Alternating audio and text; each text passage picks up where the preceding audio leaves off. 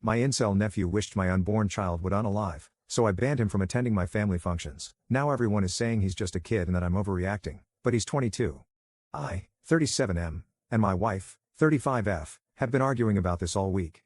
Our nephew, 22M, has always been troubled, even though my sister-in-law, 44F, and brother-in-law, 48M, have always treated him well.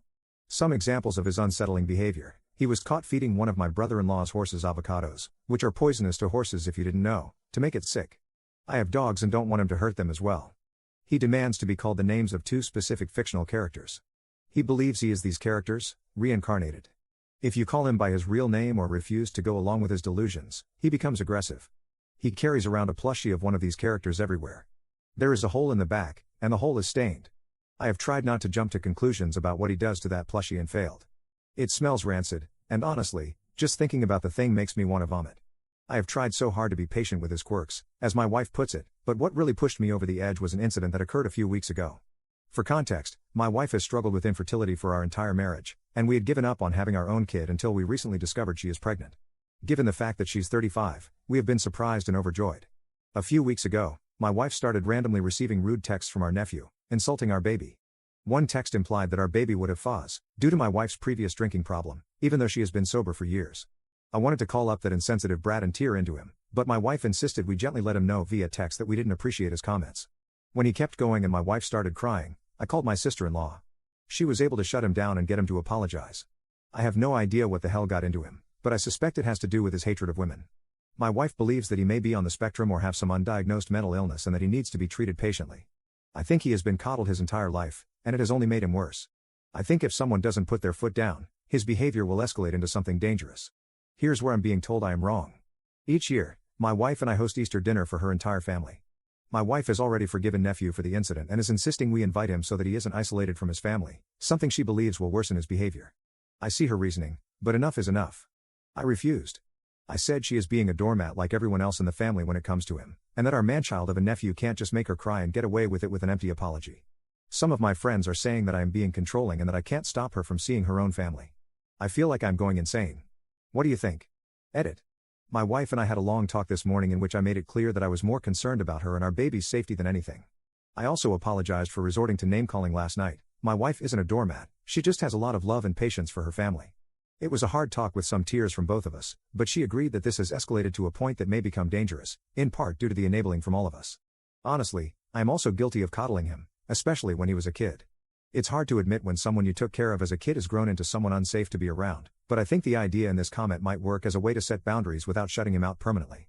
We are going to call his mother and explain that Easter dinner isn't happening this year if nephew is coming, and that he is welcome to come over when he has a diagnosis and is stuck with a therapist for at least a couple of months. Thank you all for your advice. Update 1. This bizarre series of events started on Easter and has only gotten weirder since. For those of you who don't remember my original post 2 weeks ago, my nephew was banned from our recent Easter dinner due to a concerning pattern of behavior, including recent disturbing text messages to my pregnant wife about her unborn child. Since then, his parents eventually agreed not to bring him after a lot of arguing. My sister-in-law eventually admitted that he may need professional help and that my wife and I may have some reason to be worried for our safety around him, and on Easter, our worries were proven more than reasonable. He showed up uninvited, using my brother-in-law's car. Our dinner was interrupted by aggressive bangs on our door.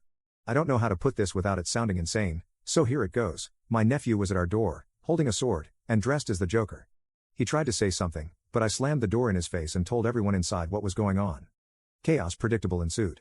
My brother-in-law, a generally calm guy who I have never seen freak out or get angry, turned beet red and went outside.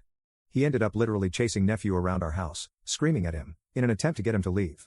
The neighbors came outside and my sister-in-law went into damage control mode, talking down one concerned neighbor from calling the police somehow. He dropped his sword in the chase, and my brother-in-law tackled him on our front lawn. They got him into my sister-in-law's car somehow, and they left with him. So, Easter dinner was ruined, my wife was in tears, and I was so mad I was shaking. The good news is that this was a wake-up call for my sister-in-law and brother-in-law. Under the threat of them withdrawing financial support, my nephew has agreed to seek therapy and surrender access to his Tumblr blog, which he previously would spend hours a day posting on. His mother went through it and found a lot of alarming posts, including content about his hatred for women, screenshots posted of his text exchange with my wife with captions bragging about his hurtful behavior, and several disturbing fanfictions with violent intimate content. They believe his being too online is worsening his behavior and are hoping that limiting his access and forcing him into therapy will help. Thank you to all who convinced me to stand my ground in the comments of my original post. Update 2. The situation is being taken seriously by my brother-in-law, wife, and myself. My sister-in-law still has her head buried in the sand a bit, but we are working on it. At the very least, she has not lifted the phone ban, and she has been looking through his Tumblr as well as his other social media to see if he really had violent intentions on Easter. She still believes my nephew only came to talk. In any case, he had his first therapy session with the new therapist this week. He has promised to stick with it, mostly because my sister-in-law said she would return his phone if he stuck with it long enough, though I'm not sure how long enough is.